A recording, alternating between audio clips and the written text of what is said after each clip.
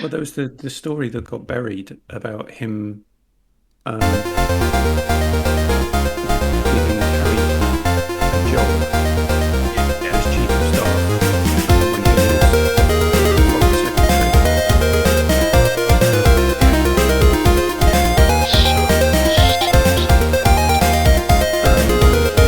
When he was seeing another woman and having access to her.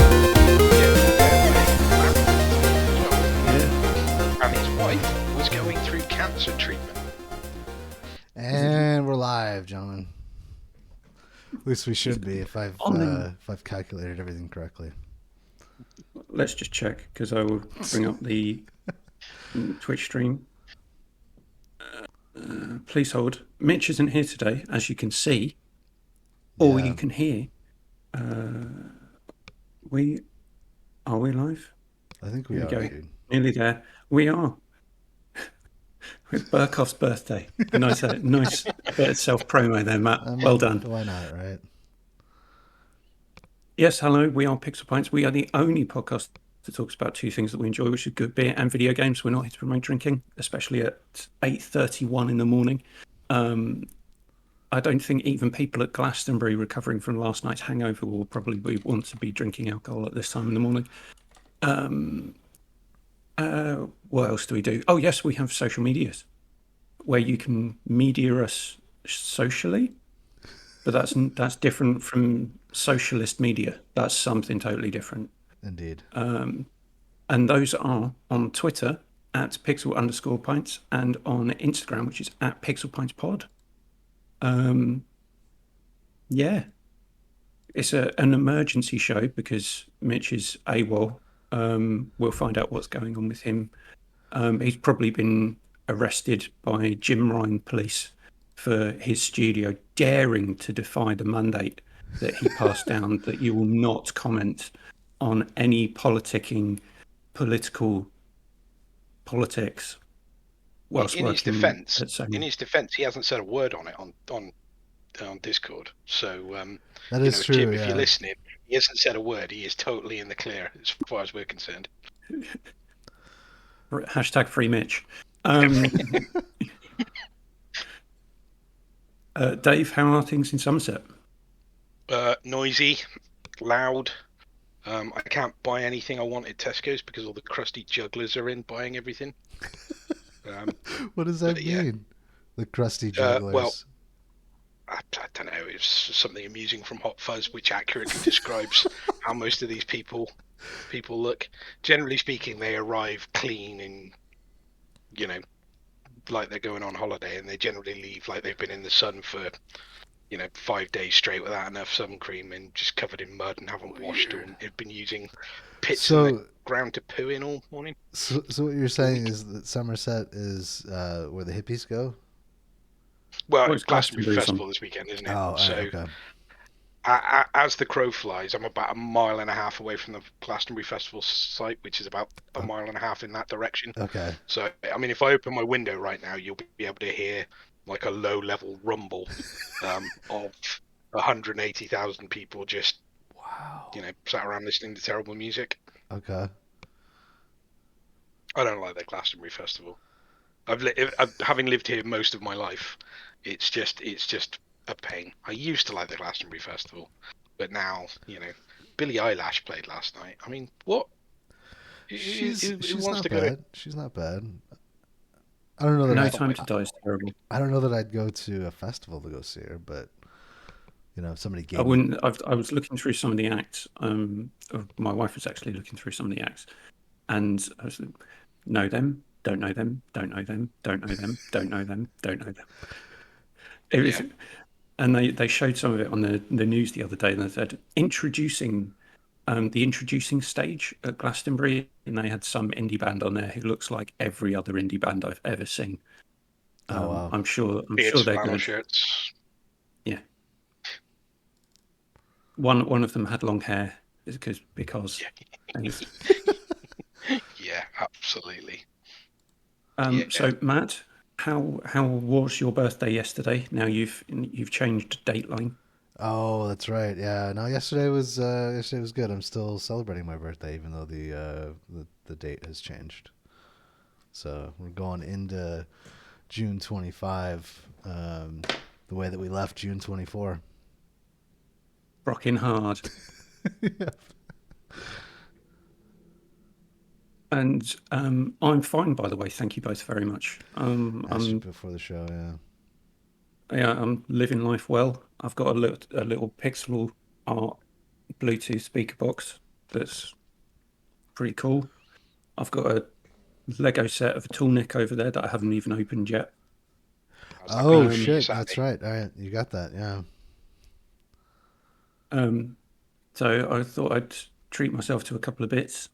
Well done, mate. How long? And if you How long do you think it'll take you to put it together? probably about 5.5 months, because I'm not taking it out the box until we move. All right. Okay, that's fair. That's fair. How many pieces? 2,100.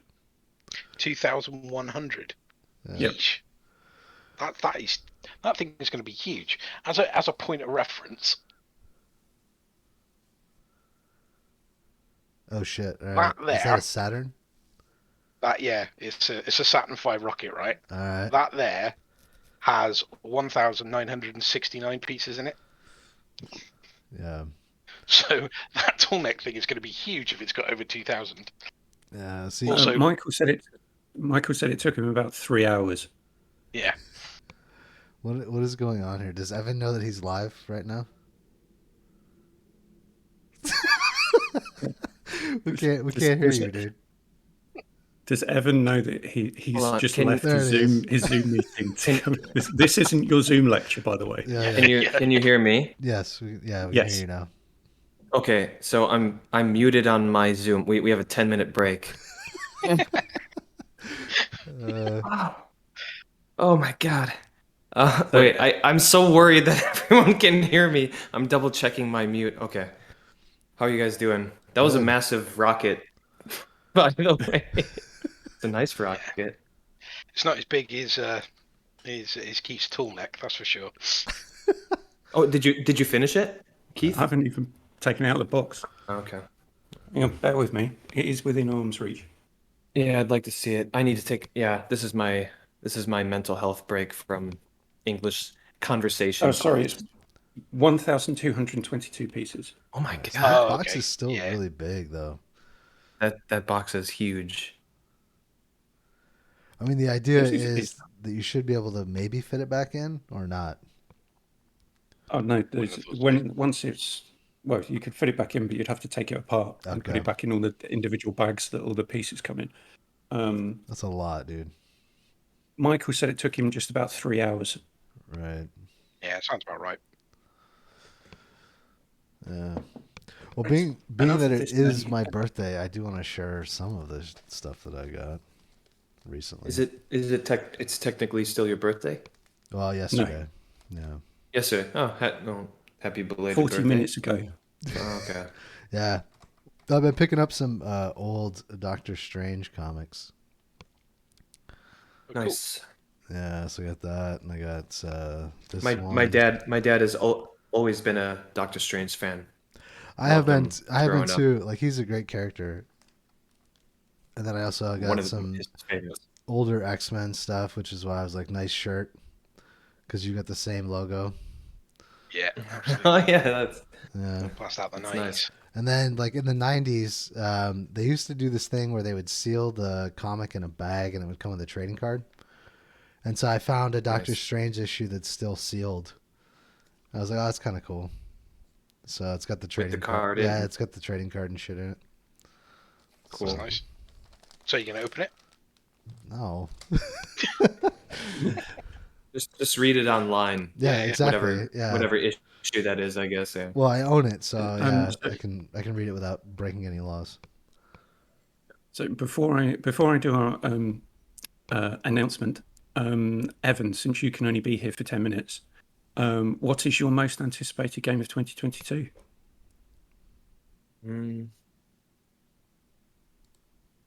God of War 2, thank you very much. That you can play on your PS5. That's probably is God of War 2.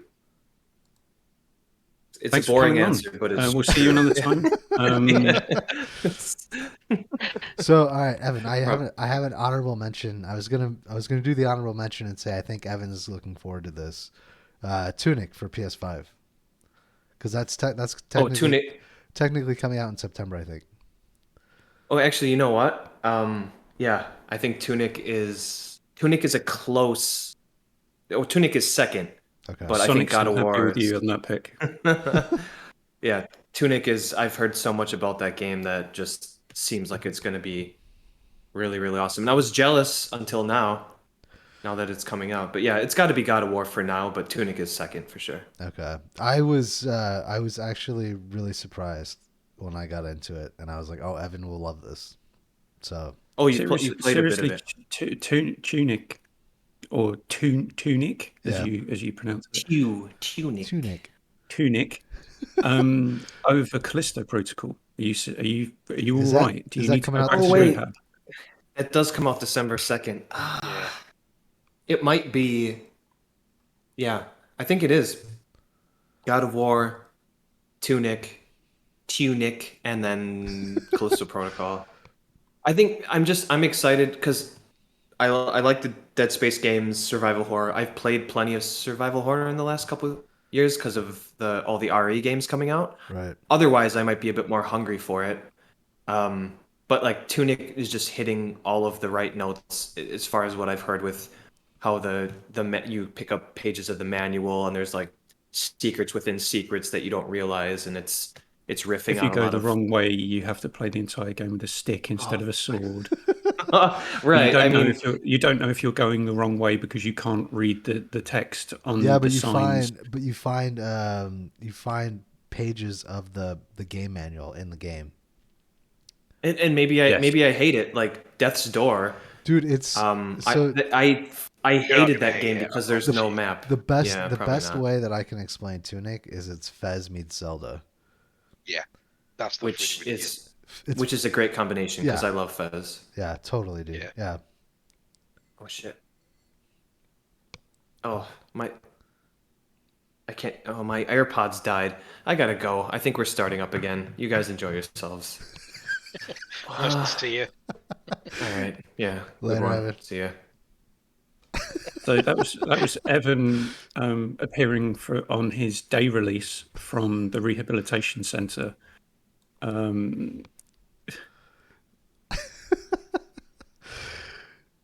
Those damn Evan has an reaction addiction. videos.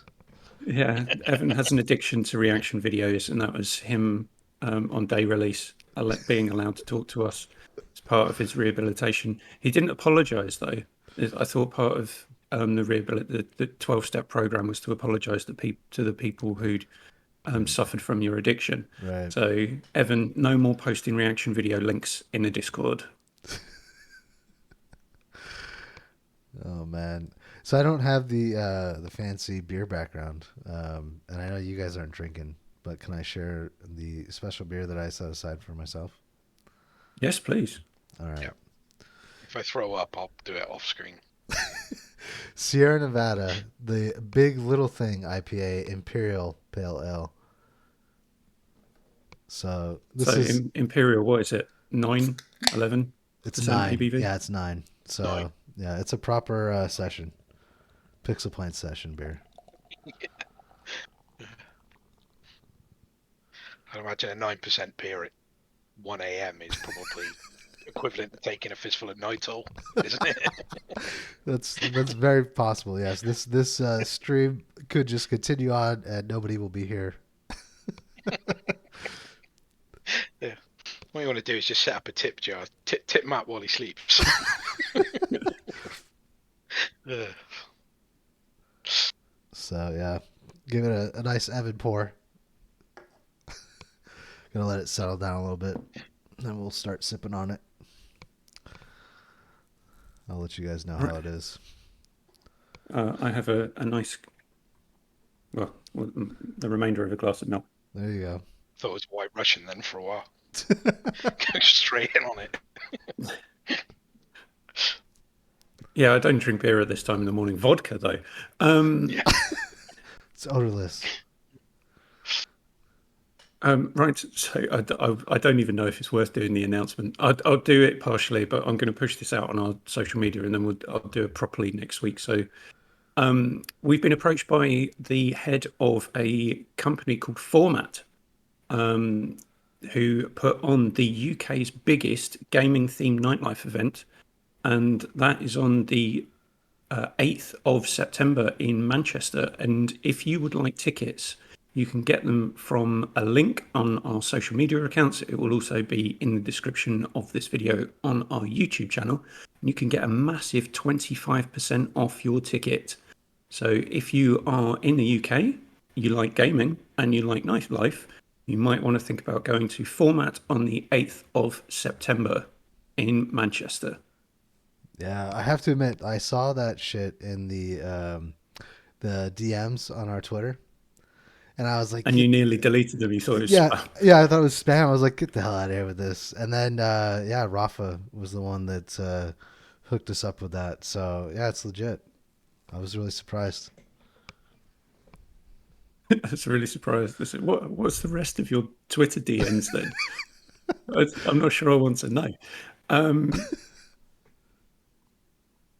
Right, so we've done a rambling intro.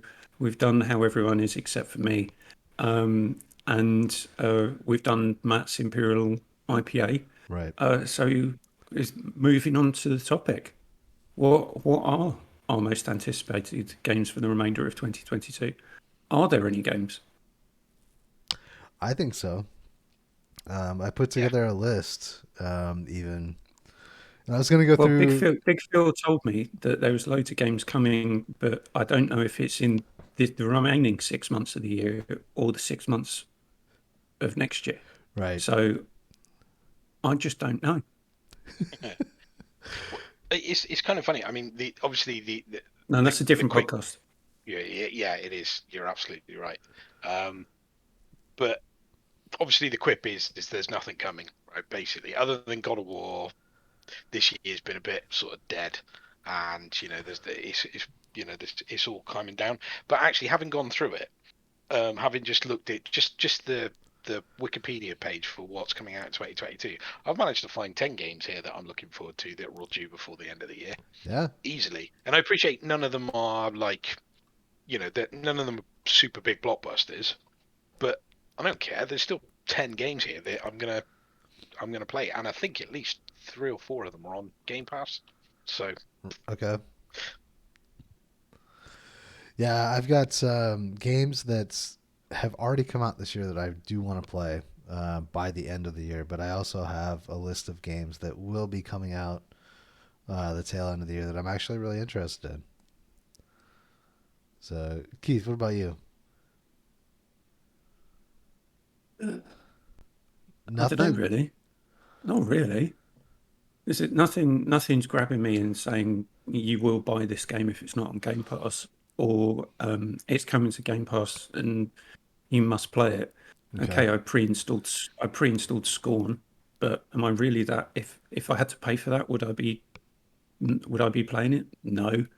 I'm excited for Marvel's Midnight Suns, but I've heard the story's a bit PG-13. I was thinking, could they not have done something a little bit more with the story to fit the tone of the game? Because Yeah. it's meant to be, oh, this is the dark and edgy bit, and it's not. It's all very polite. And if I'm going to go back, I did read the comic many years ago, so I need to reread that series. And I think it's on Amazon Prime, so I'll do that at some point and see where. But I remember the tone of the comic being pretty wacky in terms of what had come before.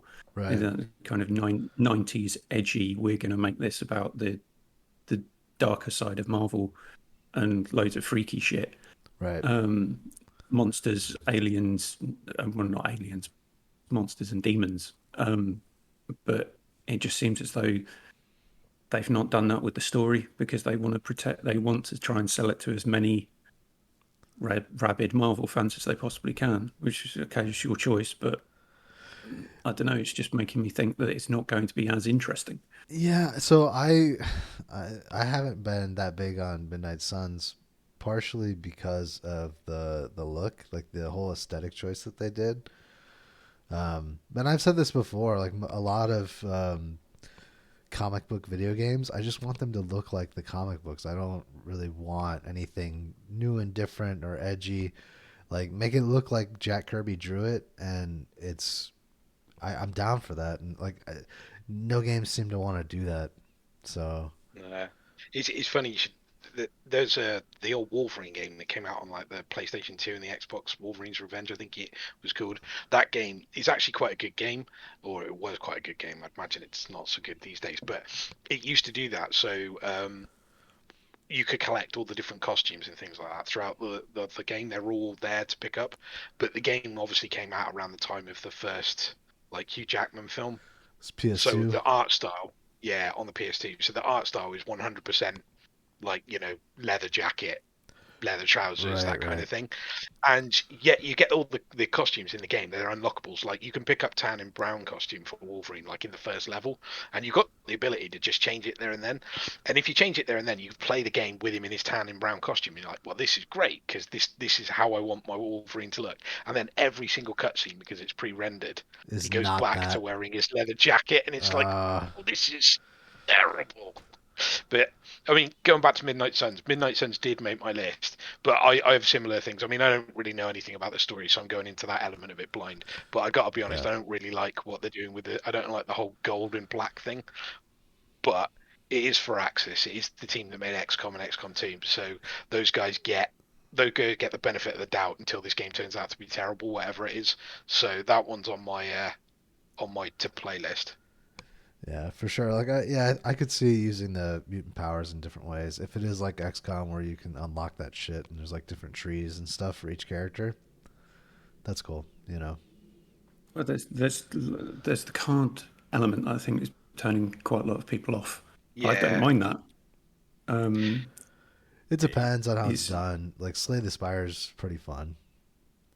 well, in the video promos that Francis put out, it's basically you've got cards to play your turn for each character, and you've got a limited number of cards that you can play per turn, but that determines what actions you can take. So there's some element of free movement in terms of positioning, but then you play cards that buff or debuff.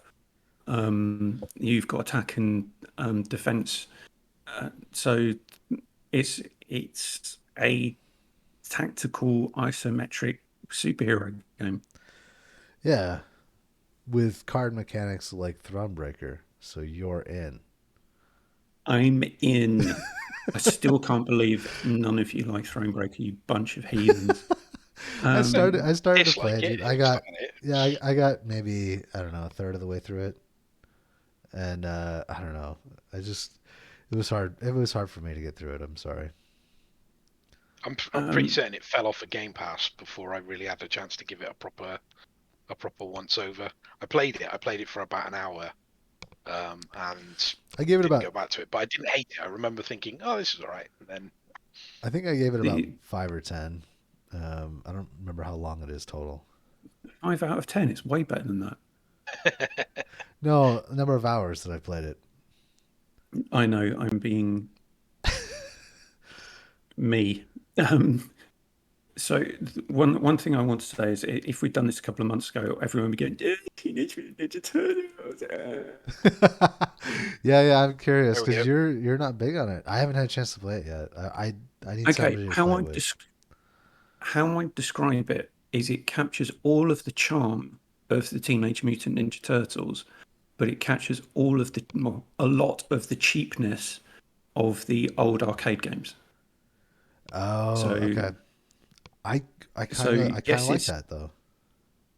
it's too for me when people are saying it's because it's currently sitting on a 98% recommend on OpenCritic. Oh, maybe, yeah. I don't know. And I think it's got an 87 OpenCritic score, whereas Streets of Rage 4 is only sitting on an 83, and that's got a 90% recommend rating. And that's the real issue here, isn't it? I mean, Yeah. it's not the game; it's that score. If those scores were flipped, you would. I Be wouldn't have a totally problem at with it at all. It's 87 and 84 right now. That's not that big of a gap, I don't think. Well, to me, that's still wrong in so many different ways. Because people, Shane was saying on Game Face that TMNT might look like it does something to improve the side-scrolling beat 'em up as a genre.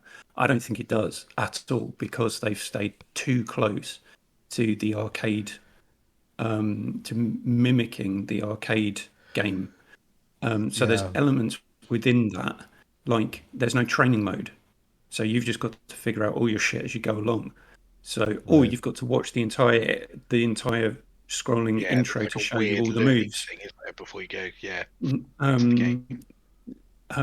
Which, okay, yes, that's a homage to the old arcade game, which would just have that rolling until you put a quarter or a pound into the arcade machine and played the game. Yeah, But I mean, there's, sorry, Keith, you go. so what I'd say that Streets of Rage 4 actually does progress the genre, because it makes it more akin to modern fighting games. Right. So in Shredder's Revenge, there's no move cancelling. So if you press the attack button or the jump button, That's it. You're you locked can't in. cancel. That's it. You're locked into that animation, and Right. if you know you're going to get hit, you just get hit. Whereas in Streets of Rage 4, they have cancel animations, so you can cancel any attack move can be cancelled by a back attack, jump, or special move. So to that point though, real quick, Streets of Rage 4 has a huge points system, right? Yeah. Does TMNT have anything like that? Well, it's just a leveling system where you level up your characters to unlock Right, but there's new no like moves that would help you with some of the bullshit that's earlier on in the game. but there's no So like it's no creating waves or anything where you like just rack up points and how long can you survive type of thing.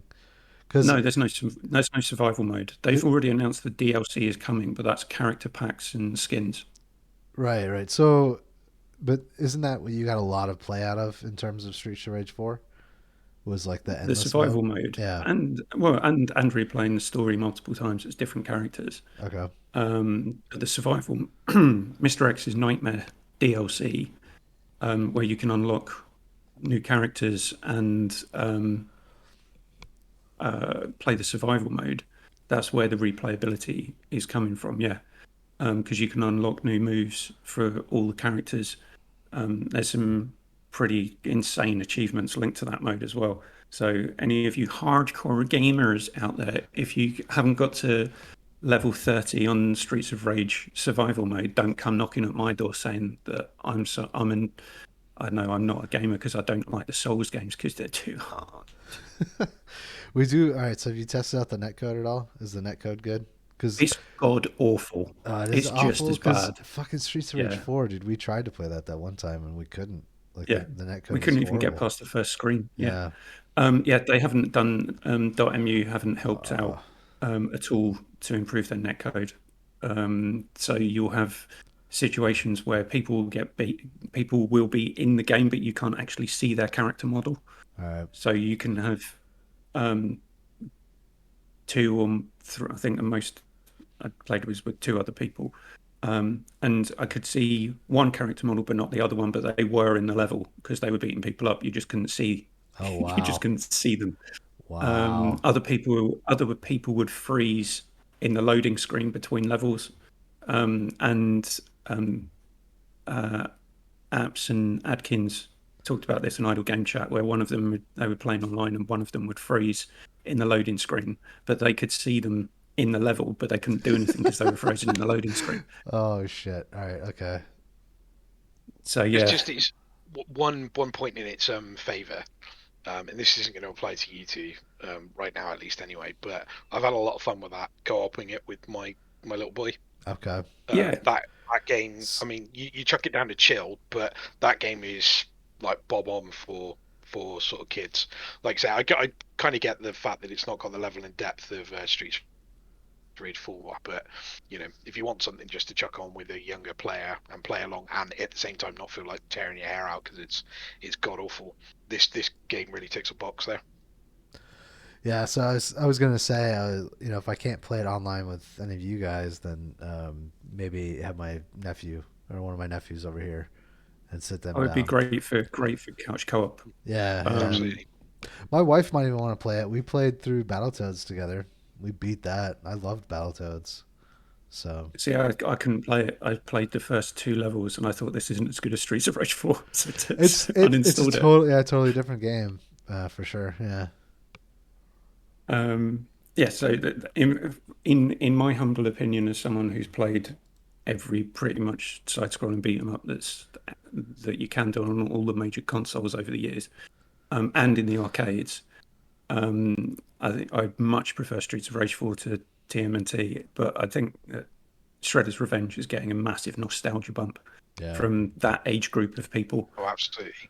Um, I do. and it is a good game. It's got, like I said, it's got all the charm, and I will finish it. But I don't see where some of the praise is coming I from think because of I that. think it's just down to the fact that it's a super quiet year. I Yeah, think if right now, if that had come out in a fairly, not even a packed schedule, if it had come out in a normal schedule, it probably wouldn't be getting the praise that it's got. But literally, we've had nothing for 2 months. There's probably nothing for another month coming. All of a sudden, it's a property you recognise. It's in a genre that very few people actually hate. It like the stars aligned to give this game a bigger bump than it probably would have got in a I can't normal time. believe that. Kind of funny we're talking about this as a potential game of the year. Oh, really? It's like, you Hey, you kidding me?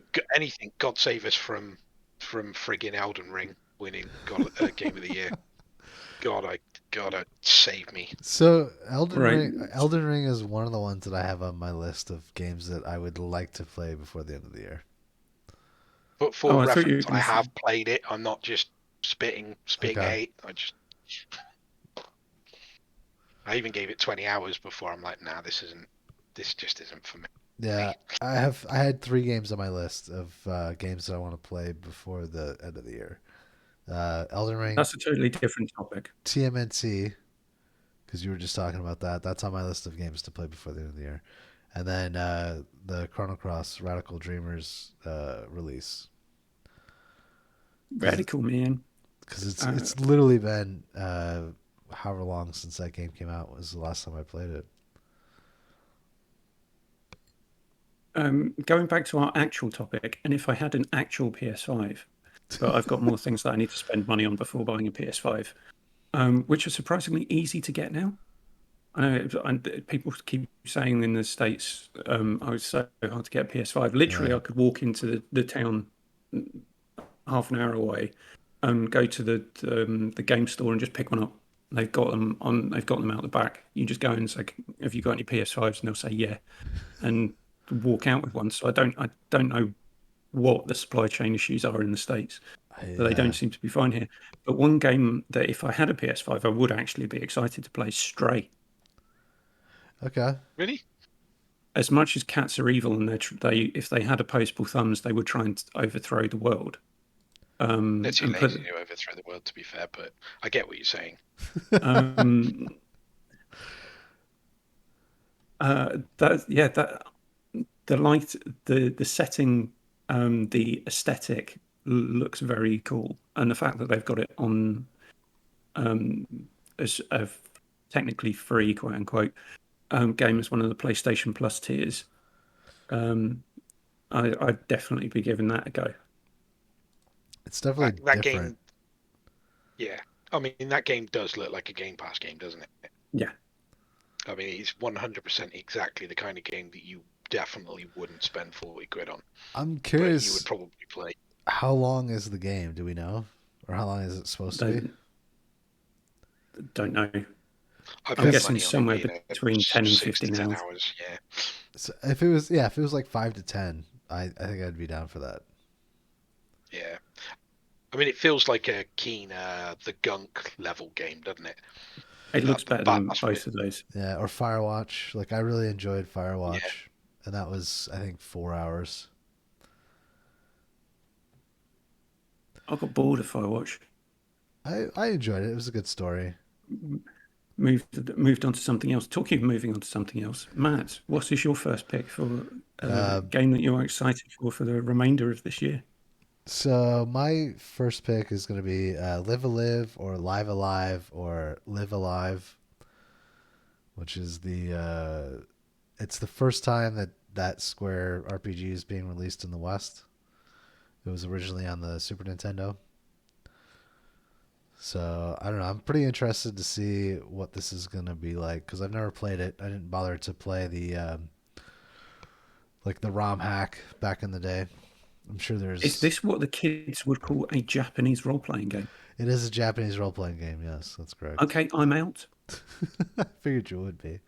I think half of the games that I picked are all Japanese, like stuff that you probably wouldn't play. Is this actually something you can buy, or is this a part of their online offering? No, it's gonna be it's a purchase. Oh, it's got the sort of 3D, 2D, A little bit, yeah, a little bit, art style thing going on. yeah. Yeah. I'll be right back. I just need to grab myself some water. Yeah. No, I get you. So that looks a bit like what was the big RPG called? It's a bit like Triangle Strategy, probably without the tactical battles by the look of it. You're talking about Octopath?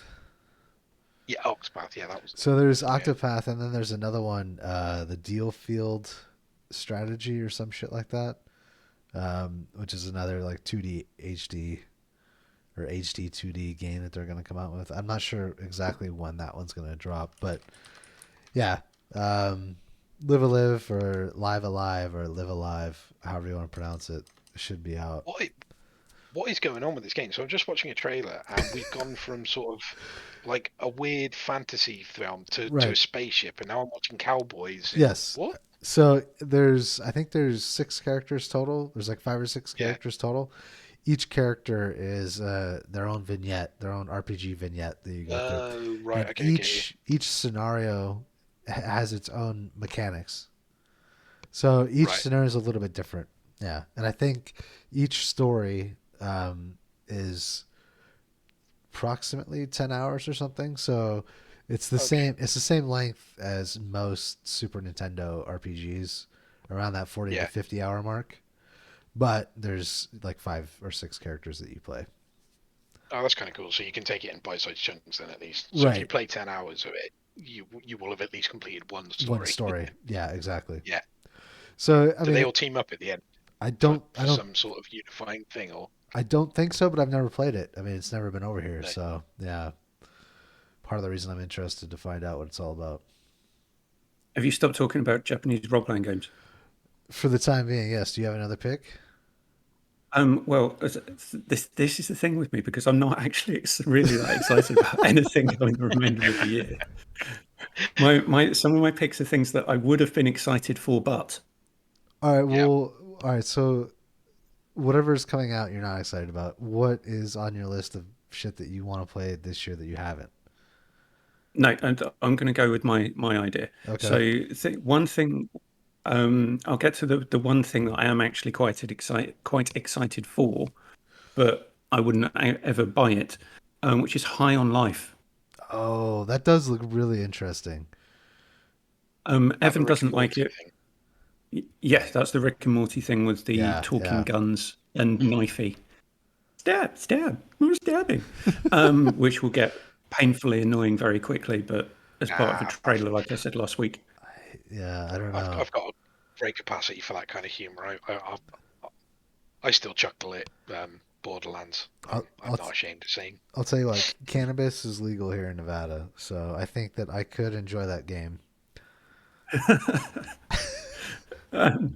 So that's one that if I had to pay for it and it was, I don't know, 20 quid, I'd think about it, but then I'd think I'd wait until it comes to Game Pass. But it's already coming to Game Pass, so I don't have to think about it. Yeah. The other one that I had, which I was originally excited for at the beginning of the year, but then turned into a Souls-like game, was Steel Rising. Oh, all right, okay. If that was a Spider-style RPG set in I thought pre-revolutionary France or just on the cusp of the revolution, I would be all over that game. it is a Spiders game though, right? It's a Spiders game, but But it's not it's like. their version of a Souls game. Okay. It might. Just It might straight actually. out. It might actually be good though. Like that, if it's one where you can like really buff your character. Well, what they've said is that there's elements of the game that you can tweak to make the combat as not necessarily easier, but more manageable. Okay. So there's settings in the game that you can tweak to fit how you would want to play it. So it's not just a From Software middle finger to everyone. Right. Play the game as we intended it, or fuck off. Yeah. This you can actually go in and change some of the settings that make the highlight animations more highlighted, and there's some other things in there as well. So it's not necessarily you can. I think there's one option where you can give your character more starting health or more starting stamina, but anything with a stamina meter in me don't necessarily get along very well. Yeah, I can agree with that. Yeah. It's one of those things. If they kind of take the learns from like Fallen Order, obviously took the Souls thing and made it infinitely more approachable. So I suppose if they go down that kind of route, then I suppose that's okay. I mean, watching the gameplay, it looks quite interesting, doesn't it? I quite like the sort of weird robo revolutionary France thing. I don't know if I. Yeah, someone was watching an episode of Doctor Who when they came up with this idea. I don't know if I agree with the Jedi Fallen Order comparison. I didn't think that game controlled all that well. Neither did I. I also didn't like the story or Cal Kestis. I thought the controls, there was something off about the way that the character moved and shit that I don't know why it just bothered me. To be fair, I played it through once and I haven't really been much back to it since, other than to help my boy with it occasionally. But okay, I don't know. But I fairly limited experience of Souls, so as a complete comparison. Yeah, that's fair. Matt, is that because Cal Kestis didn't control like the pilots from Titanfall? Yes, exactly. Yeah. That probably did have a lot to do with it, you know. If it was like first person, like was it Dark Forces 2 or 3 or whatever? What's the Jedi Knight Dark Forces? Well, there was Dark Forces, and then there was Dark Forces 2 Jedi Knight. Right. And 2 went Jedi between Knight first and yeah. Right. Yeah, but there are first person modes, you know. Yeah. Yeah. Dark Forces Jedi Knight went from first and third to third if you held a lightsaber. Yeah, exactly. So I would have preferred that personally, but that's me. Or you would have preferred a Dark Forces remake. I would have preferred a Dark Forces remake. Can we have a Dark Forces remake, please? Especially fucking Respawn, dude. Are you kidding me? Yeah. They would have killed it. Yeah, they would have absolutely nailed that as well. Yeah. Because, like I said, I tried to play Jedi Outcast. You cannot play that game without a mouse and keyboard because there's no aim assist. It's just awful. Yeah. I completed that on the original Xbox, and it took me weeks because you had to effectively learn where all the bad guys were. Yeah. Because the best way to get it, particularly like there's a level on Nar Shaddaa where you have to cross like really exposed areas, and there are Rhodians with sniper rifles, which are basically one-hit kills in that game. And you have to get across this whole level, and the only way to do it is memorize where they all are and basically cheese it so that you get a shot on them before like you trigger their cone of vision or whatever it is. And on the Xbox, it literally took me like probably a day to get through that one level to continue through. It was an absolute nightmare of a port, that game. It is 150 times better on PC. Yeah. Right, so Dave, would you mind if I hazarded a guess for you? Yeah, go for it. Call of Duty Modern Warfare 2? That is, I am genuinely looking forward to that, but I wasn't going to raise it just because well, it's like somebody turning around and saying, "Well, yeah, I'm really looking forward to God of War." Well, great. Congratulations on your highly original opinion. But yeah, I yeah, no, think Call of honestly, Duty. it looks great, dude. Like the Oh, little it does gameplay trailer we absolutely. got. The horrible like truth about Call of Duty is it's usually great. I mean, it is what it is. Call of Duty is to video games what Die Hard is to movies. It's just comfort food in a highly well produced, slick way. It's not it's not high art, it's not high literature, it's not Yeah, anything particularly challenging or what have you. But you know that for 6 to 8 hours, you're in for a really good time, and the multiplayer is usually rock solid. So no, Call of Duty gets an instant. I mean, I was always going to buy it anyway. I've never not bought one, but what I wanted to flag here, because like I said, I genuinely do think there are some good games coming for this year, at least interesting, even though they're not like top tier. But I want to give Pentiment some love because I feel like that game got an absolute shoeing over the last couple of weeks because of like how sort of meh everyone felt about the Xbox showcase. But I thought Pentiment actually looked quite interesting, and there are a couple of things about it that like jump out immediately. One is I'm not really a story in games guy, as you know, but when it comes to story in games, there are a few better companies in all of gaming than Obsidian when it comes to a story. In telling a good story. There just aren't. And this is a game that's been a passion project for over 30 years. The guy who's made it, he's wanted to make this game for 30 years and he couldn't get it signed off. But he's wanted to make it for 30 years. It's coming from one of the best storytellers in all the games.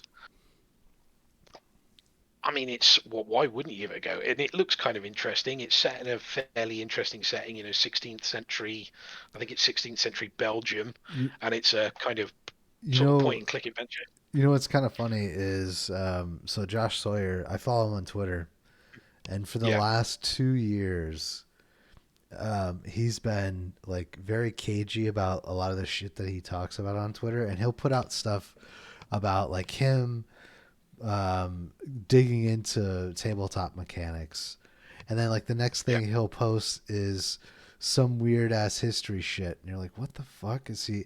And he even came out at one point and was like, you guys have no idea what the hell it is that I'm working on. Just Yeah, stop speculating, because I would be in the, I would be in his on his tweets like, oh, this is this game, or this is, another pillars or whatever, and like he's like, no, you guys have no fucking clue.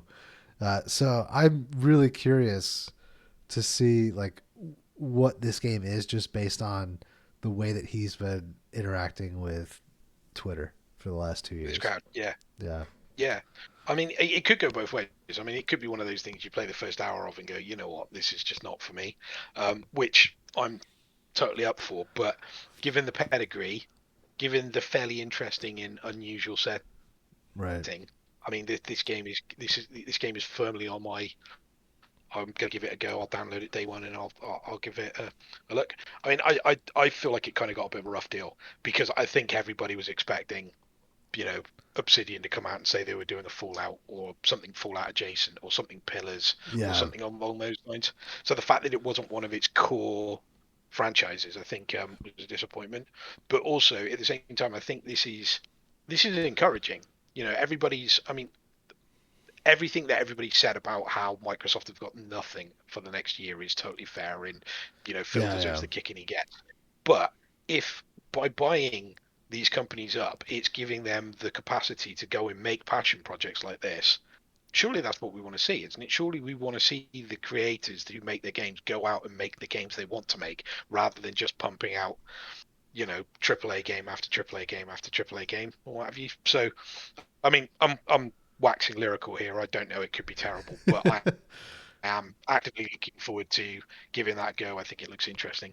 It looks different. yeah. Totally, I agree. So Mitch has just jumped on the Discord and said he slept through his alarm. That's why he's not here. He can totally jump on right now. He's got a few minutes. Just, Uh, mate, just go back I, to sleep. I still think Jimbo's giving him a message and told him that if he says anything about what happened yesterday, he's fired. So in my absent-mindedness, because not owning a PS5, I missed out talking about Forspoken, something Oh, Japanese that I actually like the look of. that looks okay. What is it that intrigues you about it? I'm curious. Um, so I quite like the setting. Okay. I think taking the what's it the whatever engine it is and doing it a more It looks beautiful, um, dude. Yeah, it looks yeah really good. the the effects of the powers when they showed that first reveal trailer just looked amazing. So when she lifted some enemies up in the air and then kind of encased them in a ball of water and then turned that to ice and then smashed it into the ground, that just looked absolutely stunning. It Um, feels a bit like Infamous in a medieval magic setting to me. I mean, yeah, that's kind of the way it um, looks and feels. I'm just hoping the story is a bit more westernized and it's not going to be too JRPG-ish, So which might turn me off. that's the one thing that gets me is it's like fish out of water, and I'm okay on that stuff. I mean, it could be good, but I feel like too much of it is going to be talking to me as the player, and I don't need the game to do that. That's the only thing that hangs me up on it because I think it looks beautiful. I think it looks like it could be fun in terms of the mechanics, but yeah, the fish out of water thing kind of bugs me. Looking at it, Um, it looks the world looks like Elden Ring, but with a color palette. yeah, it also wins my diversity award because one thing I didn't bring up when Liam and Mitch and I were talking last week, um, no real sense of diversity amongst the games that were announced. Uh, a lot of the press events that were shown. Okay. So actually having a female black protagonist might actually add something to the storytelling. Um, I'm maybe for a large proportion of people in America that might turn them off from playing it, but those people are idiots. Uh, but yeah, I'm kind of getting a bit bored of the gruff white guy. Totally. Yeah, I can see that. I think if you So think it's got anything interesting to say, though, you're probably going to be a bit disappointed. oh no, I don't doubt that it won't have, and it will probably hit all of the tropes that I could probably already guess. Um, but if there's enough story there to keep me interested, because as I've mentioned to Matt before, I'm less a fan of fantasy as I am science fiction. Yeah. If so, I'm hoping it's not too weird a story that is going to turn me off because the mechanics that they've actually shown in some of the extended gameplay demos looks really freaking cool. I kind of looking at it though, and looking at it and wondering whether that's actually something you'll ever see in the game though. So having just watched the trailer and watching her bouncing around and doing somersaults and lights and all that kind of jazz, it's almost like watching a racing game on replay mode rather than you know like how would Oh, that play out while you're playing the game? And you look at it and go, wow, this looks spectacular. And actually, when you actually play it, all you'll see is her ass flipping over and over and then landing again. But I don't know. I mean, I genuinely don't know. It's not something that floats my boat, especially, and it's also on a console I don't own, so I was never gonna pick it up. But I'll be interested to see how it goes. That looking at it and what's come before it, that feels very much like a kind of game that's going to get quite a lot of hype and buzz around when it comes out. But ultimately, in 5 years' time, we will refer to it as. Do you remember that game with the with the with the woman Person who from had the Valentine's time bangles, back in time? yeah. That one that came right. out, during the quiet year, and I think that's how that game's going to go down. And Do you it doesn't guys feel like something's going to land. remember the game Remember Me? No, I remember the name. So if I remember correctly, it was a Square Enix third person action game, which is what this is, which is what Babylon's Fall is. oh, I remember I remember the moody. yeah, yeah. It does look that there are definitely some parallels. Right? But Judging by what nobody I've seen remembers YouTube. it. So I think you're onto something there. It's, It could it's be not, great fun though. You know. if Yeah. Oh no yeah. one if no one remembers the game Remember Me, does that win the ironic title award? Yes, yes, absolutely. I think that's probably the meme that exists on the internet right now. Yeah. No, I mean to be fair, right? We can be guilty and get too hung up on the idea that every game we have to play has to be like a 9 out of 10, and if it's not a 9 out of 10, it's not worthwhile. And that's not true because really, if it weren't for the games that are 6, 7 out of 10s, 5, 6, 7 out of 10s, then you've got no context for what a 9 or 10 out of game actually is. And to be fair, we spend most of our time when we're playing games just playing games that are fine. Right. So yeah, I mean, for all of the cruelness that I've just been there about Forspoken, I'm sure it'll be a good time. I'm sure the people that buy it and pick it up, won't regret that time with it, even if it doesn't really have any long-lasting, you know, impact on them. But I, then not every game will or should, so I that's fine. realize I just messed up the name. I called it Babylon's Fall instead of Forspoken. Yeah, Babylon's Fall is a piece of shit. Totally different game. Right, Matt, you're up. So my next one would be Soul Hackers 2 or Devil's Survivor Soul Hackers 2. So this is a spin-off of the Shin Megami Tensei games. The first Soul Hackers was the Saturn and the PlayStation 1. I don't believe it ever came to the US. There is a fan translation you can play the first game, but this will be the first time that the Soul Hackers name. I'm sorry, I I'd must love cut Matt off. It is his birthday. Um, Remember Me is not the same. Okay. if people are doing fan translations of Japanese games, I would love to nominate myself doing a fan translation. Oh, okay. I speak no word of Japanese, but it would be hilarious. So you're gonna do like I feel like you've got. the Tiger Lily version of some of these games? Yeah. So I'd make one of the characters Geordie. Wait, I feel wait, like you if it's scanning? already been done here, you've got a good idea for a YouTube channel there. Yeah. Fucking what? Heath Fuck Dubs you looking at Games. like? So anyway, Soul Hackers 2. Yeah, Soul Hackers. I think it looks really cool. It might be interesting.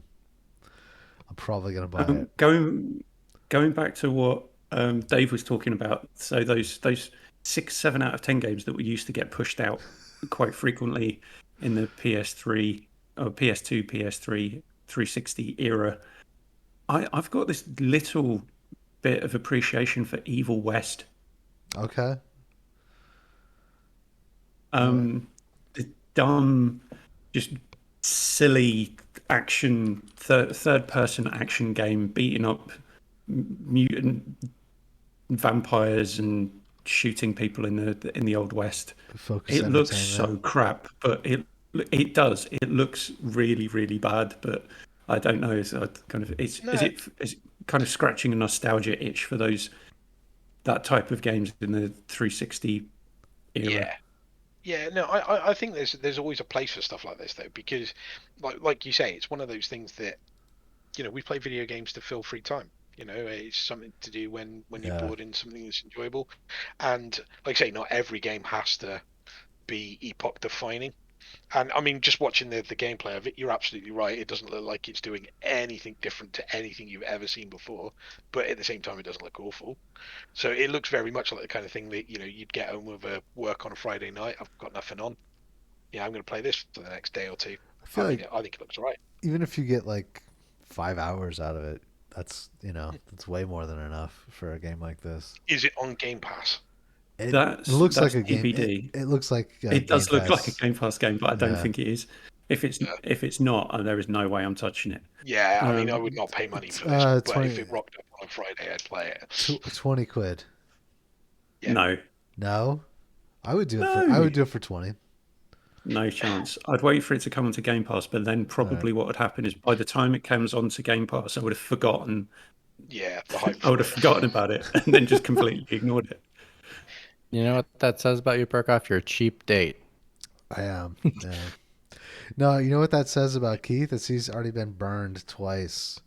So he's like, "Fuck that! I'm Yeah. not buying this game because it'll show up on Game Pass." That was one of the games that I've been playing recently. Is Chorus, and like you were like, "Son of a Chorus, bitch! I should have just waited." Yeah, I bought that for 30 quid, and I mean, I don't regret it. It's a good game, but yeah, I bought it for 30 quid about 3 months ago. So, same thing. Burned by Game Pass. All right, so Mitch, Mitch, thank you. yeah, he just Thank you joined for being us. awake at this hour. Do you, Mitch? Do you know what the topic is? Most anticipated game, but I totally was asleep for the first chunk until I heard "Remember Me."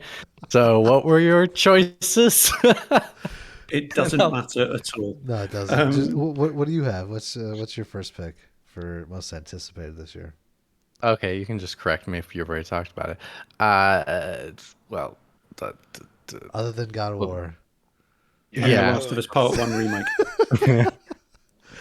Well, actually, I was going to pick neither of those because I just assumed that those were just anticipated for their own reasons of their own. But I'm going to go with Forspoken. Okay. Yeah. Has that been chosen? McWomble did pick Yeah, that I one. picked that. Was that the one that you guys said "Remember Me"? Because if you've said Yes, that, I'm yeah. gonna take out your kneecaps. I swear to God, was it's not Matt. the same game. That's a birthday present for you. It is not the same freaking game. I'm just gonna. I'll do my rant about it. Yeah, Remember I Me think was you said the same tier, not no, the same Right, game. right. no, yeah. no, That's- not even close. Remember Me is when you put that game, in that pile of like, the those PS2 games or even the PS3 games where it's like Wolverine Origins or I think we like talked about that game too. it literally is a licensed. Remember Me was like one of those licensed games where the combat was jank, the story was meh, the mechanics were old. The only thing like that people were like saying this is the cool mechanic about it was the fact that like you could rewind time and go through these plot stories that going through their memories and like and putting them together like puzzles, but like it wasn't even that great. And then the autosave was horrible, the combat was awful. It just no. This is Point like of order Final here, though. Fantasy. Point of order here, though. What we have established is Mitch remembers Remember Me. Exactly. Yeah. I do remember Me. I did not finish Remember Me, but I also looked up a bunch of reviews of Remember Me because I was very interested. And then I saw the reviews and I was like, I'm not touching this game. So, And Matt, yeah. On that note, it's no longer your birthday, so you can be wrong again. Bam. So there is that one. The other one I'm going to give a quick shout out to really quick because you guys already talked about.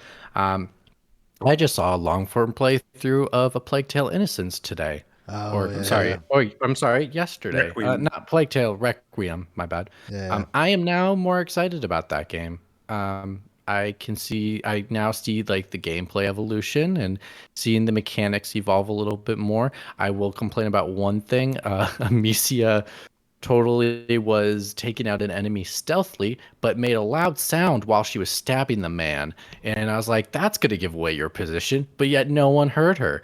This is one of those video game tropes where I'm just like, this one I can't forgive because she screamed so freaking loud comparative to like if you're, say like in Last of Us Part 2 or something, you take out an enemy like stealthily next to them. It's like, how do you not hear the guy screaming next to you while you're choking him out? Or the gargling sound as they have their throat split. Yeah. It's one of those video game tropes where it's like, yes, but at the same time, at least in that game, they're not screaming so loud that you're like, I can forgive it in that sense. Where in here, it's like Amicia screaming really loud when she stabbed him in an echoey room. Like, it's like that's one. She's like, ah! I'm like, whoa, we're stealth killing. We're not going for it here. So it was But besides that, I really liked what I saw. So I'm now back from last week where it was like nervousness to I'm excited. Get my hands on this game. It's interesting. I'd like to Go I'd ahead. like to nominate a game on behalf of a friend of the show, OTAPS, which is F1 You should have Manager been on the 22. show. No, I got up to get on this show. Yeah, I put the it's effort. I put in the work. I put in the steps. Hungover of Essex. But he loves his F1, so I'm sure that he's going to be all over F1 Manager 22. That one made my list. So You know- I mean, I'm looking forward to that too. You know what's fun about Manager over the regular F1 game is that you can make decisions and still win championships. Whereas, like F1, if you dial it into the way that game is like supposed to be played, it's so fucking difficult. I can't. I'm not a race car driver for sure. No, it's so impossible. I'm assuming Dave's playthrough of F1 Manager will be he'll start with Red Bull Racing and then systematically dismantle every facet of the team until they're no longer competitive. To be fair, I just assume that being a bit of a, being Winger Spice isn't going to be a thing in the game. I'm not sure how they could kind of Replicate that in the code. replicate that in the code. So I just assume that Red Bull are going to be less irritating in the game. So therefore, I won't need to destroy them. But yeah, I mean, as anybody who's ever played a manager game of anything, be it football or hockey or even F1 Manager, obviously one of the best things in the world to do is set up a second player and systematically destroy a rival at the same time. Expire all of the drivers' contracts. Sign up utterly no hope drivers on ridiculously long, high-paying salaries. Yeah, absolutely. I'm so happy to see Max doing something this year. Personally, It would be nice to see him legitimately win a championship. That would be true. On a side note, my ultimate question: did Erebus Jones pick a non-Game Pass or Xbox game for his most anticipated? Since there's no games coming to Game Pass this year, I think I picked Pentiment, a game coming to Game Pass this year, but that wasn't my ultimate pick for the day. Right, Matt, so- back to you. All right, so What's your next Japanese game? my next Japanese game is Front Mission First Remake, which a Japanese game. Yeah, we don't know what this is going to be like, but based on the way that Square has been doing their remakes, my assumption is that this will be just another like 2D remake. So Front Mission was originally released on the Super Nintendo. It was never released in the U.S. There is a fan translation if you're interested in that. But yeah, this will be the first time that it's being released in the U.S. I think, other than maybe it might have come out on the DS here in the U.S., but I think this is the first time that it's coming to multiple platforms. So yeah, it'll be interesting. Having just watching this gameplay now, I'm all over this. This looks great. It's a turn-based strategy game, so it's very much like Final Fantasy Tactics or Tactics Ogre or anything that came out around that same time. Make sure to drop the link to whatever video or gameplay that is in, and then at Dan. Yeah, I think he'd appreciate it. He actually might. Yeah, he might enjoy it. Being a tactical strategy game for sure. Yeah, I mean, if Nintendo, pull their fingers out their asses and actually put Advance Wars up for sale, that might trump this. But yeah, in the absence of Advance Wars, yeah, this looks like it would scratch a similar itch for sure. If we're going Japanese, I'm gonna throw in Splatoon 3 in the mix. Oof. Okay. All right. Fred, I'm a huge Splatoon person, and definitely have loved every time they've made a new one. They have evolved and iterated themselves properly, in my mind, to make it worth a sequel. And so far, they haven't burdened me with 2 games. I'm excited for the 3rd. Okay, so now I've got a whole heap of questions about what makes a huge Splatoon person. Well, you should ask my best friend. That's the bigger question. He's bigger than I, but you can go ahead. I'll try So to answer for both of us.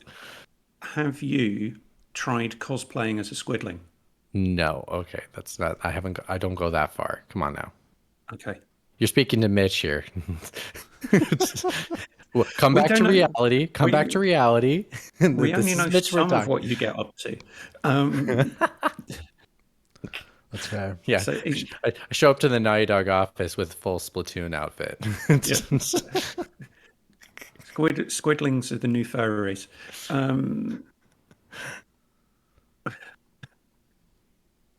Right. Who's next? Oh, that'd be Dave. Okay, so probably the game that I'm most looking forward to for the rest of the year is Star Trek Resurgence. Oh which isn't shit, on Game that's Pass. coming out this year. I thought it was next year. No, it's still up for 2022. There isn't a Nice. confirmed date, so maybe it'll fall back. But Okay. I'm going with it's coming out in 2022 up until when they say it's not. But yeah, Oh, I would have chose Bayonetta 3 then, but it didn't have a date. well, this one is scheduled for 2022 at least. So yeah, I mean that it ticks all the boxes for me. I mean, I'm not really a story in games guy yet. My two picks have been two big story games, so go figure. But yeah, I mean, from the clips I've seen of this, it absolutely nails Trek. Classic And Trek. Yeah. yeah, classic Trek. It looks properly good. It looks like it's done the same thing that New Worlds has done, which is just kind of grasped the idea of sort of syndicated telly. You know, it's not. I'm hoping it's not going to be like, it's not going to go down the Discovery thing and actually it's going to be a universe destroying bad guy that we won't figure out till the end. I don't think I so. just want, Yeah, because this is like TNG movie era. yeah, absolutely. And I mean, they seem to have done a really good job with it. I mean, even the voice actor they've got in to play Spock is legit good. I mean, he's clearly not Leonard Nimoy, but he sounds good. He sounds Right. decent, and yeah, I mean the genre works as well for what you how a Trek game should play out. Because the problem with Trek is first-person shooters don't really sit there, even though Elite Force was decent. You know, Right. spaceship games don't really work because you're talking about moving what are giant battleships rather than space fighters. So yeah, I mean, but- online does a decent job with the space combat, yeah. but it's still, it gets pretty tedious. Yeah, as you go yeah, through it's it, all so. about circling around, isn't it, until you kind of get the right angles and stuff. Right. Yeah, but I mean, the genre looks right. I mean, frankly, you know, it didn't occur to me until they did it. It's like, oh god, it's a Telltale game. Yeah, of course, Basically. a Telltale game set in Star Trek makes total sense. So, yeah, not an awful lot more to say about that. It's not going to be a game of the year contender. It's probably not going to score more than a 7 or an 8 if it's lucky. But I am actively looking forward to that one. Hopefully, it comes out. I think this one's going to be, if it does come out this year, maybe not until next year it'll be a Game Pass game, but I think it will eventually be a Game Pass game. So I am excited Or for PS it. Plus game.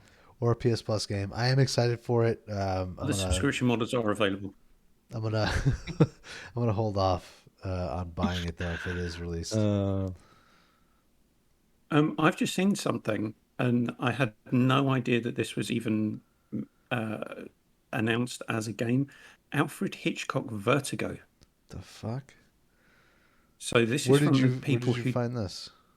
It's on the Wikipedia page. It was meant to come out Q4 last year, but it got delayed until this year.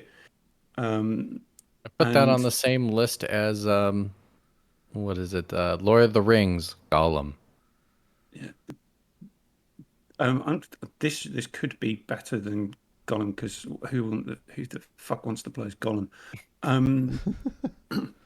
Vertigo is an absolutely amazing film, and if they can. Has anybody here played The Quarry? Not yet. No, not yet. But we're all I've heard interested in things. playing it, right? Because we all liked Until Dawn. Yeah. I mean, Dave's the only one shaking his head. I've never played Until Dawn, so the Quarry's kind of just. Oh shit! All right, okay. All right, Until Dawn is totally worth your time, without a doubt. Oh, 100%. Yeah. So worth your time. Actually, I would just play the Quarry. I would just skip and play the Quarry. You don't even have to play Until Dawn. So I'm curious Yeah, if yeah, I'm curious if Alfred Hitchcock's Vertigo is something similar to that. It's not. It's from the same developers who did Black Sad. Oh, all right. So, but it's still a story game though. Yes, it's still a story game, but it's not. It's going to have by the looks of things, a much more cartoony aesthetic. Was Vertigo the one with Jimmy Star? Yeah. Well, I just don't know. It's a Yeah, horrible, it's a it horrible was Jon impression. Stewart. Yeah, it's a great film, and if they can capture the how to tell that story in a interactive story game, I'd definitely play that. Is that the one where he's Caveat: watching? if it came to Game Pass, other subscription models are available. Is that the one where he's watching the neighbors? No, that's Rear Window, Oh, all right, okay. That's another which hit. was remade with oh Christ, I've forgotten Superman's name. Henry Cavill. No, who had the horse riding accident? Christopher Reeves. Christopher Reeve. It was Rear Window. Rear Window was remade with Christopher Reeve after he had his accident, which is also a really good remake of that film. I didn't know that. All right, okay. We're getting off the beaten path in Albert Hitchcock. I'd suggest anyone watch both because they're both fantastic. So fuck you, Evan, and your movie snobbery. Framed. Yeah. Just because I don't like Whiplash, a bunch of obnoxious people being obnoxious for 2 hours. Oh, you've got to like it because it won an Oscar. You know what's funny? Fuck off. All right, so you guys were all in the Discord with doing the framed, and Liam even said like, "Oh, Whiplash." I still failed that challenge. I was like, oh, "What the fuck? Is this the piano? Is this the pianist? Is this fucking like no?" I couldn't guess it. Liam had already put the name of the film in the Discord. Pianist. Great film. It's actually one of my personal favorites.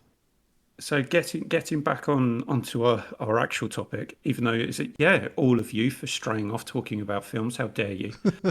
Mitch, what else is on your most anticipated list? Oh man, well, I was thinking about picking. Well, I was curious. Did anybody pick Steel Rising?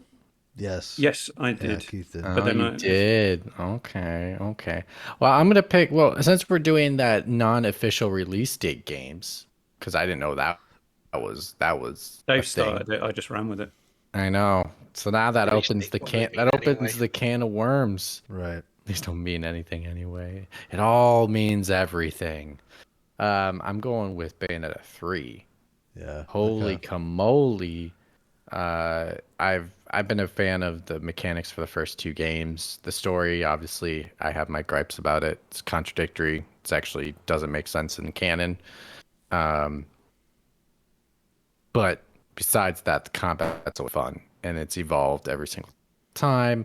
I'm excited because it looks like you get to control the witch's giant beasts and go into giant beast brawlers, and I'm super pumped about that. If that is fun, I'm kind of more excited for Final Fantasy 16 then, because of like the fact that the summons, you might actually get to battle with them against other summons. So if Bayonetta makes it look fun on a Switch, heck, my PS5 is gonna look great with it. So Yeah, once Jimbo When I sorts you get out one. the PS5. Oh, so yeah. So I should mention to you guys. So apparently I wasn't the only one running issues with the link I got. Oh, I Apparently know. There that was tons link of was people. broken. There was tons of people. That on link was Twitter. broken, I guess. Yeah. So, but then hilarious enough, a friend of mine at work, she messaged me and she's like, "Oh my God, there's a queue right now. Get on." And I was like, I got on. Literally, there was one available. I put it in my cart. I put in all my information. I click purchase, and it was sold out. Yeah. And I yelled at my office desk going, no.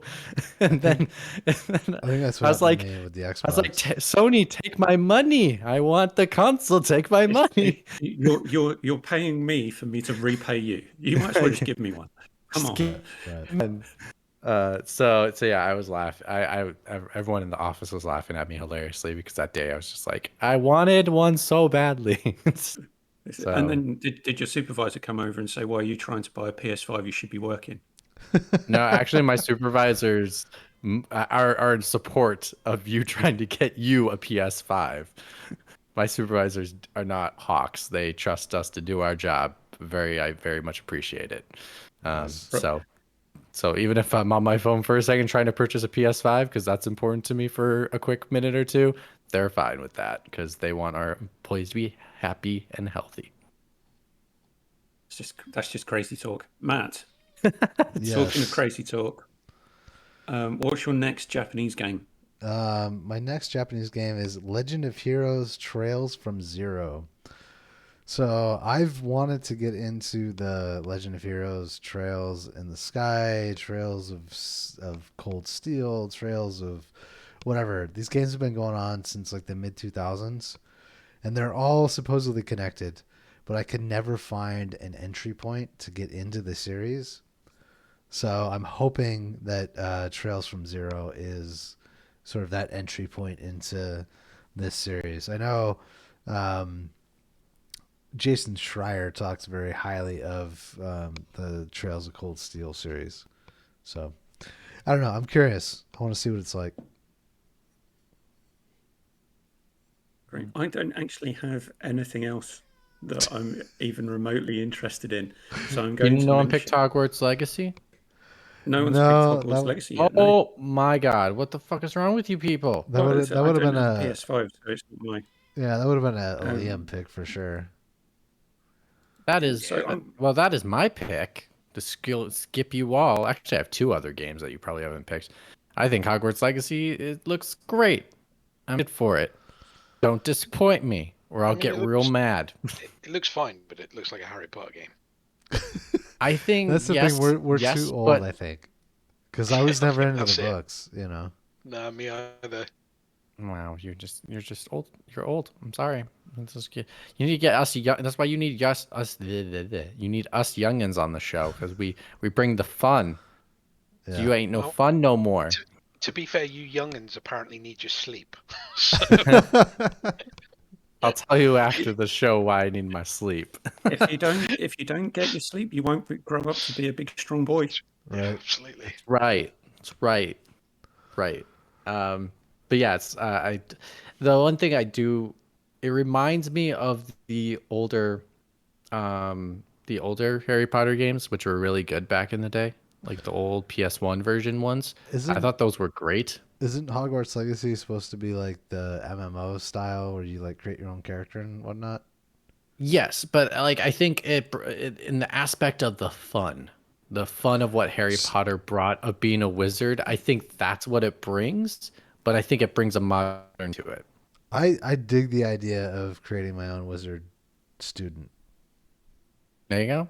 So I don't like the... And guess what? J.K. Rowling's not involved. So if you want it, who knows? You might get to have a romance with a same-sex character. Who knows? One thing that concerns me about Hogwarts Legacy is the amount of busy work. As I Yeah. went to school already. okay. I don't want to go back to school. But you liked Bully, I never loved played Bully. Yeah, I loved Bully. I thought it was great. so it can't be Bully with wizards. That's what I was thinking. I was Well- gonna actually relate the two, but yeah. It's if looking at the extended gameplay they showed, that 15 minutes, there was a lot of stuff in there that means a lot of waiting around, crafting spells, crafting items, crafting not crafting spells, crafting potions. I'm capturing and caring for magical creatures. I'm not sure I've got the time to do all of this stuff that they're Well, if stuffing into the game.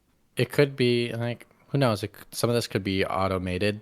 Like you could choose to, I really hope that take care of your potions and take care of your creatures, or you can just set it to auto if you don't want to do it. That's where accessibility settings for games come in handy. Like, I don't want to take care of these things. Please just set it to automation. They could go the Ubisoft's Assassin's Creed Origins route, where you just buy a timer speed up.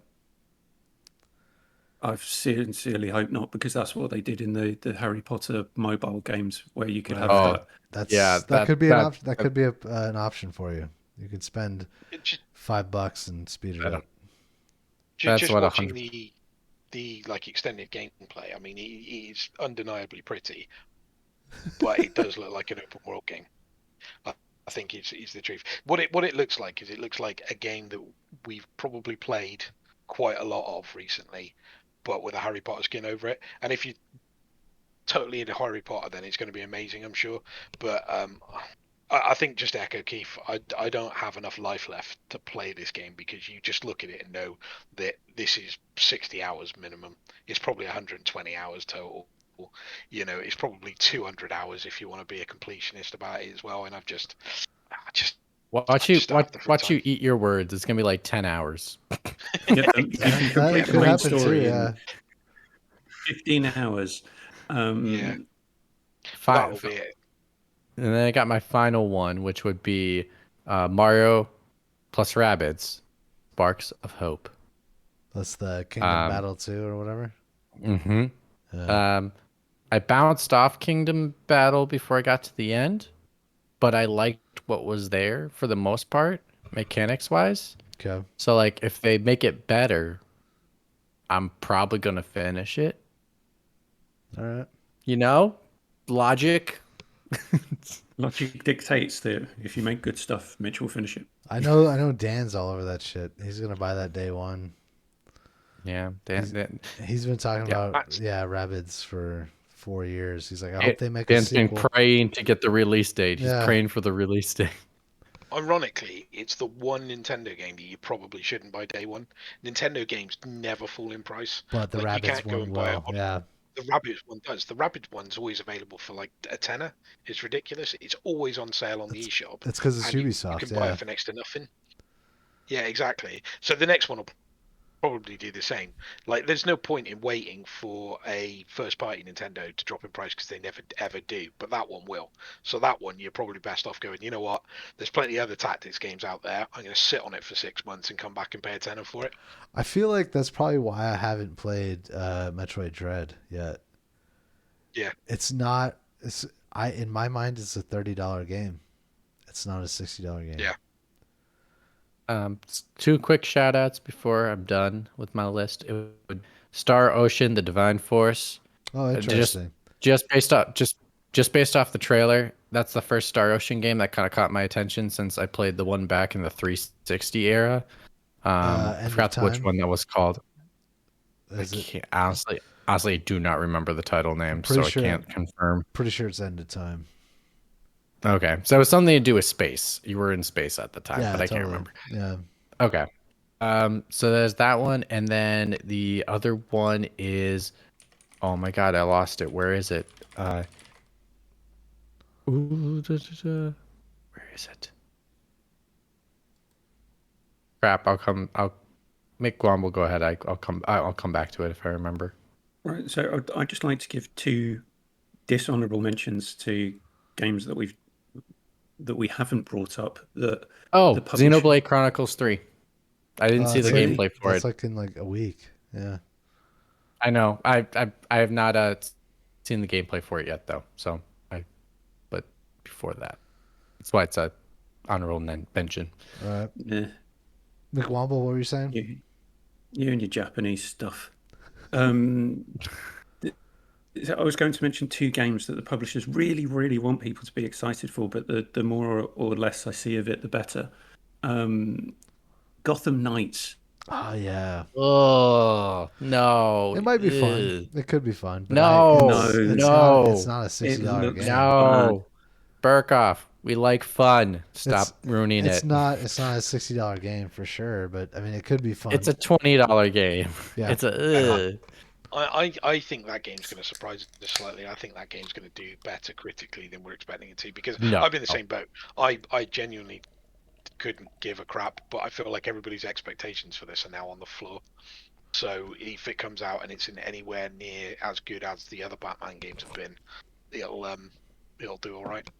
But that's I the have no issue. illusion It's I can do not well. going to be. Well, Yes. it's Have you seen the animation on that game? The animation is whack. That's The animation's no. whack. The battle system doesn't work correctly. And then, did you see the chase sequence on the motorcycle? It looked like he was playing a PS2 game on rails. I think part of the problem is the fact that it's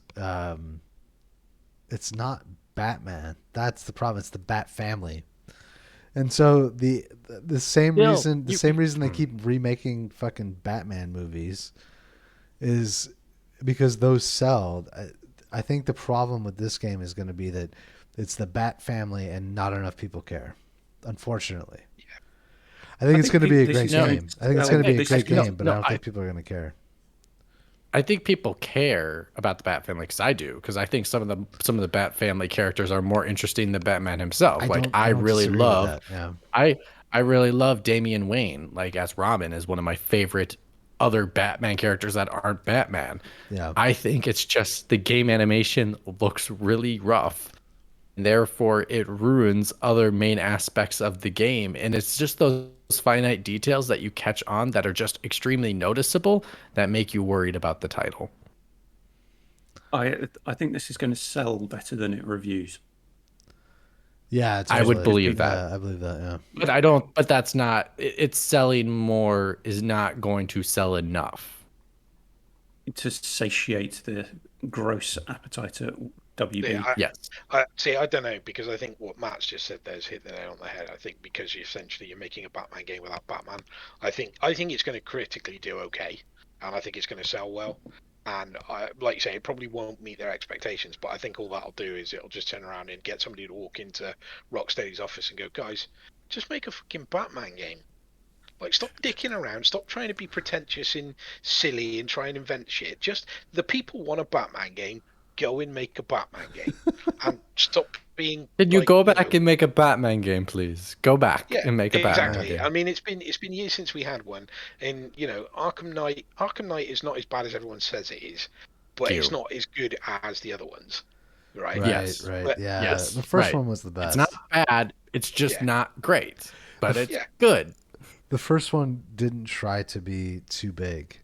That's the thing. No. Like, it's the perfect third-person Metroidvania, I think. Exactly. It drips quality, that game. That game, even when you play it now, everything about that first Batman game is just perfectly done. Everything is perfectly pitched, from like the game itself to the menus to the content to the fact that you're constantly unlocking little bits and pieces to read and all that kind of stuff. You're always finding that game just drips quality. You're always finding the Riddler coins and shit. Yeah, exactly. There's just so much to do. It plays perfectly, like you say. But then it wouldn't surprise me as well if they haven't figured this out already, and if Batman isn't actually a bigger part of this game than they're letting on already. I mean, that would be a bit burying the lead, but it wouldn't surprise me at all if actually when we get closer to release, it doesn't turn out that actually, you spend the first half, Batman is dead. Actually, the problem with that, it would totally unbalance the multiplayer, because everyone would want to play as Batman. Who gives a fuck about the multiplayer, though? It is it is designed with multiplayer in mind, right? Like, it's supposed to be drop in, drop out. But yeah, it's co-op wise, isn't it? But... Yeah, so I could see that. Two things. One, unpopular game opinion. I think that the best to worst in the three games is 1, 3, 2. But anyway, I was going to say, if there's no way if they put Batman in this game, based off what I've seen in the quality of all the other characters, I think it'll be labeled as probably one of the worst Batman games in a while, because if the animation's as iffy as the other characters, and it's very... I'll have to watch the trailer. I'll have to watch the trailer. The character models, even the character models outside of their suits also look pretty bad. Nightwing's face looks really plastic. And I know people were shitting on the faces in the Starfield trailer, but they look better than Nightwing. True. So the other one I wanted to mention is people want us really hyped for, but we don't seem hyped for it, is Saints Row. Oh, thank you. I'm not into it. Like, I really liked 4. 4 was fucking phenomenal, but it was just over the top crazy, and that was what was fun about it. This new Saints Row reboot, I have no feels for it because they're not doing that same level of insanity that Yeah. You've Saints Row already. In my experience, Saints Row's needed a Grand Theft Auto to bounce off of. So my favourite is 2, and I really like 2 because 2 came out when GTA 4 came out, and GTA 4 was absolutely not the GTA game I wanted. Saints Row 2 was, and that's why I absolutely love that game. But I mean, since then there have been like 4 Saints Row games, and there's been 1 GTA. So go figure. Yeah. But yeah, I mean, it's not on my radar in the slightest. But it also feels like the kind of game that's going to rock up in Game Pass in the next period of time. So I'm sure when it does, I'll play or it. PlayStation Plus. Other Yeah, they're not subscription spending models that are kind of money available. on games like that. Oh my god. Right on time, Keith. Right on time. So, I was gonna Saints Row. I was gonna say the same thing. I think what's off for me is the setting. I get them trying to be fresh with the setting, but the setting doesn't really scream fun. I don't know, dude. I want to run around and fucking murder people with a giant dildo. Like in this game, Mexico? and this game is not giving that to me. Well, Matt did say earlier on that he was thinking about moving to Mexico from Ameristan. Yeah, absolutely. So he could dress up as the white mariachi running around with a With a giant 6 dildo foot sword. purple And dildo sword. while people scream at him, El Diablo, El Diablo. Oh my god. All right. Do we any of us So have what's Mexican for that gringo? That gringo has a dildo. That would be. I'll ask my friend. He'll give me Yeah. that Spanish phrase, and I will have to relay it to you guys. Do we have any additional games we want to talk Which is about? Or are we gonna actually, just- I heard a rumor that is one of the missions on Saints Row. The gringo with the dildo.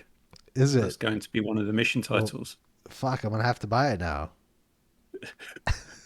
Here we go. I got one for you before we hop off. You ready for this? Yes. We're all gonna be in agreement on this one.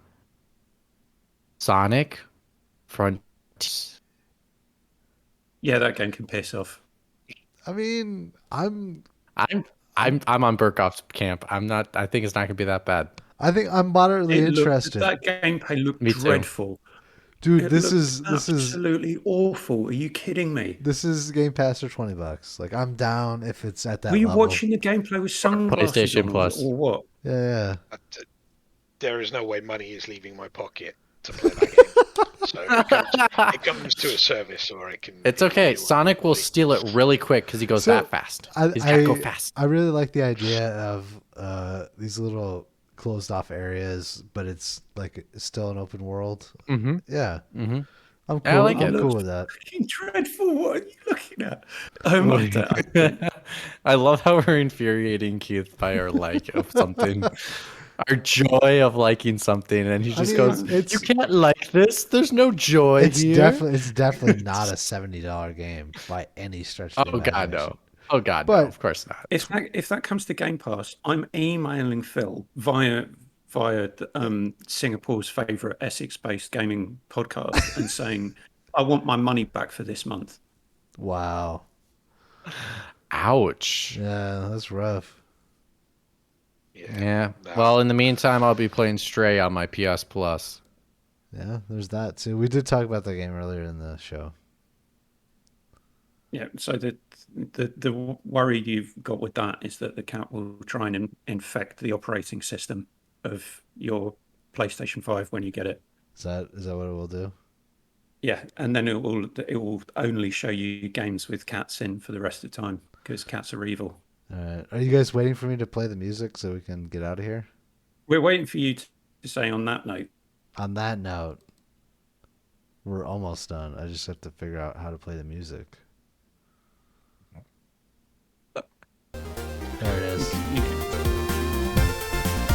You sure? Okay, yeah. I had to make him work for it on his birthday. He doesn't know. It's interesting. Like a reaction. Got to take it over. It's going to be paying the. Actually, I kept it insurance. together this episode, surprisingly. Because, yeah, that 9%, holy shit, that hit me. Yeah, you're off to bed now. Yeah, in a few But he's minutes. not done yet.